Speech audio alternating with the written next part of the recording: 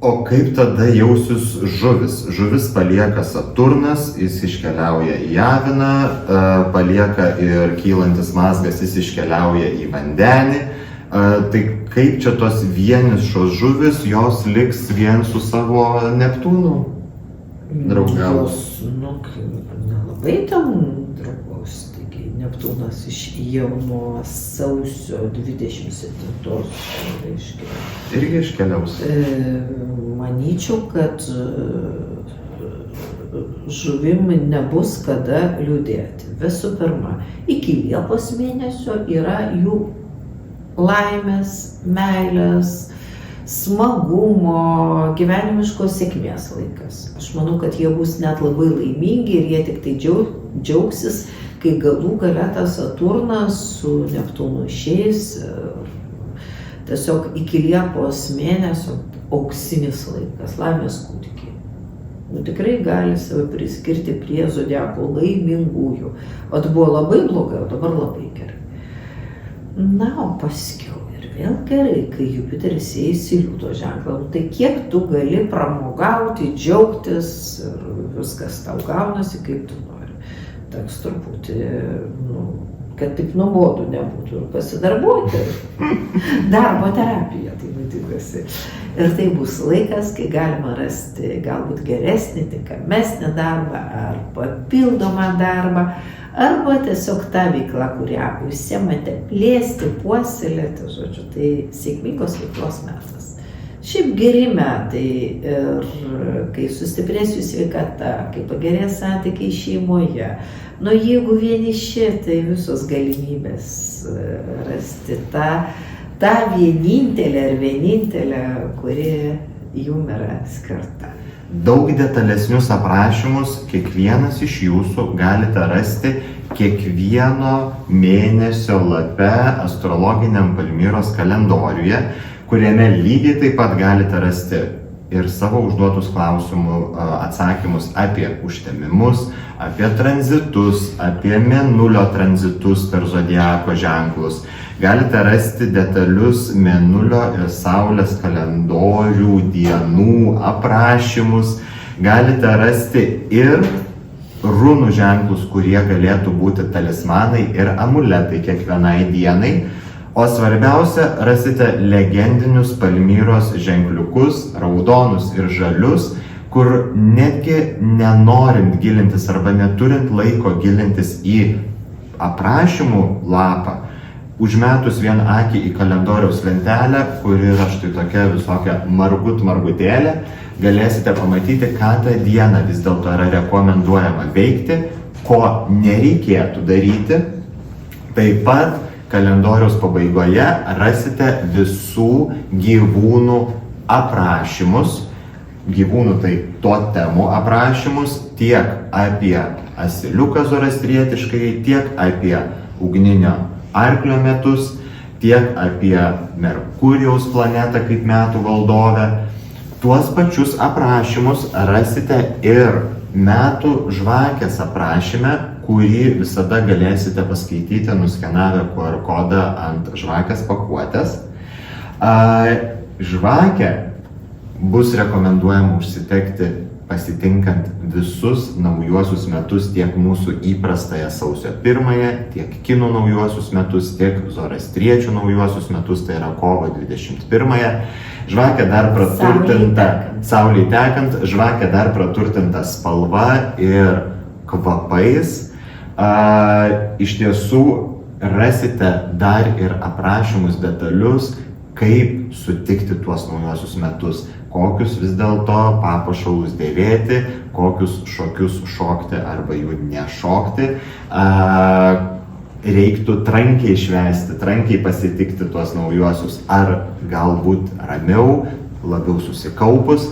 Visą tą informaciją rasite žvakės aprašyme ir žvakę galite įsigyti tik Smells Like Spells internetinėje parduotuvėje. Na, o kalendorių rasite jau ir mūsų parduotuvėje, ir interneto parduotuvėje, rasite ir Pegaso knygynuose didžiuosiuose, ir Vagos didžiuosiuose knygynuose, ir knygos.lt, ir patogu pirkti. Taip pat nuorodas tiesiogiai galite rasti ne tik Smells interneto parduotuvėje kaip produktus, bet ir tiesiai po šituo video. Na, o žvakės aprašymus iš tiesų galėsite rasti net 3 kalbomis šiais metais. Tai yra lietuvių, anglų ir prancūzų. Todėl jei kalendorius tik lietuviškai, tai žvakė gali tapti netgi puikia dovana jūsų ir nelietuviškai kalbantiems draugams. Abu šie nuostabūs produktai gali būti siunčiami į visas pasaulio šalis, išskyrus Rusiją. Nusipirkti juos galima internetu. Ką, Palmyra, mes galėtumėm dar pabaigai palinkėti žiūrovams ir galbūt labai trumpai, ko Lietuva, kaip mūsų ta tėvynė, kurią dar visą pusmetį mes turime ypatingai mylėti, ko ji gali laukti 26-aisiais. Ko gali laukti Lietuva ir ką mes linkime žiūrovams? Tuoj pat pasakysiu, bet dar vienos detalės, sakiau, prie detalių negalima kabinėtis, vis tiek noriu prisikabinti. Manęs dažnai klausia, o ką daryti su rūnų ženkliuku? Niekaip tu nepaaiškinai, 2 žodžius pasakyti. Ką daryti su rūnų ženkliuku? Kaip jais naudoti? Žmonės pasižiūri ir nežino, kaip tai. Visų pirma, pažvelgus į kalendorių, pasižiūrėti, koks tai yra rūnų ženklas, tą dieną, tada atsiversti kalendoriaus pabaigą, ar ne, ten, kur yra saulės parų aprašymai, mėnulio parų aprašymai ir runų ženklų aprašymai, juos galima tiesiog persipiešti detaliai ant lapelio popieriaus, galbūt ant akmenuko, galbūt ant odos gabalėlio, nes runos vis dėlto mėgsta tas natūralias medžiagas, ir galbūt tą dieną tiesiog įsidėti į kišenę, galbūt, nežinau, į rankinę ir vis galbūt netgi rytinės meditacijos metu vis vizualizuoti, vis pamėginti tą runų ženklą įsivaizduoti ir tokiu būdu jis galės tapti jūsų talismanu ir amuletu. Tai vėlgi ženklas, kuris suderintas, jeigu Palmyra savo mažuosius ženkliukus derina pagal daugybę astrologinių aspektų, tai runų ženklas kaip tokia vyšnaitė ant torto jau priderinta prie visų ženkliukų, aspektų, planetų tranzitų ir planetų judėjimų. Taip, iš tikrųjų norėčiau atkreipti dėmesį, kad tie ženkliukai tai yra į vieną vietą apjungta yra didžiulis kiekis astrologinės informacijos. Tai ne tik mėnulio diena, ne tik Saulės diena, tai yra planetų tranzitai, tai yra tam tikri laipsniai, geri, blogi. Yra toks didelis kiekis informacijos ir jūs nenustebkite. Štai, tarkim, būna, aš gaunu tokius klausimus, tarkim, pagal mėnulio kalendorių, tarkim, 14 mėnulio diena, o pas mane nėra paženklinta, kad tą dieną galima pradėti naujus darbus. Kodėl? Neatitikimas. Tam yra priežasčių, reiškia kažkoks blogas tranzitas, kažkur kažkas yra negerai. Ir nenustebkite, netgi jeigu bus kartais labai bloga diena, jūs žinote, pagal mėnulio kalendorių, ten beveik nieko blogo nepažymėta. Reiškia, tai dienai yra tam tikra planetų padėtis be galo palanki, kuri bent jau iš dalies sugeba tą didįjį tos dienos blogį kompensuoti. Tuo ir yra retas kalendorius, kad čia yra susumuota visas informacija, kad žmogui nereikėtų sukti galvos ir jis dažnai pasimeta, nes dabar daug žino ir mėnulio kalendorių, ir saulės, ir informacija pjaunasi, ir netitinka. Ir ką tada daryti? Tai šitas sunkus juodas darbas, kai reikia suderinti kartais visiškai priešingas informacijas ir rasti tą bendrą sprendimą ir yra atliktas kuriant šitą kalendorių ir atspindėta ženkliukų pavidalu. Žali gerai kaip šviesoforas, raudoniai įspėjimas, kad atsargiai. O ko, Palmyra, vis dėlto palinkėtumėt 26-aisiais? Ko reikėtų mums laukti, siekti, apie ką svajoti ir kur save vis dėlto geriausia padėti? Kadangi tai bus vis dėlto Merkurijaus metai, kas yra Merkurijus? Mąstymas.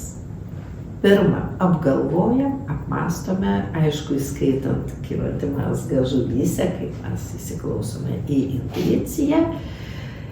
Ir po to veikėme ir čia. Kalendoriuje buvo parašytas, man labai patinka senovės Avestos knygoje, tai šventų zoroastrietiškų knygų rinkinys Avesta, tas pagrindinis kelias.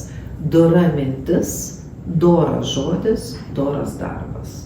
Toks galbūt ir būtų palinkėjimas. To linkime jums. Kviečiame pasidalinti šituo video įrašu, nes jis liks iš tikrųjų Smells Like Spells paskyroje. Galbūt jis bus įdomus jūsų draugams. Nepamirškite paspausti patiktuko, nepamirškite pasidalinti šituo įrašu. Nepamirškite nupirkti galbūt geriausios ir įdomiausios dovanos tiek lietuviškai, tiek nelietuviškai kalbantiems savo draugams, kuri lydės jūs visus ir draugus lydės visus metus, tai yra metų žvakė. Nepamirškite įsigyti Palmyros astrologinio kalendoriaus. Tariame jums sudie ir linkime gražiausių, sėkmingiausių ir žaliausių ateinančių metų.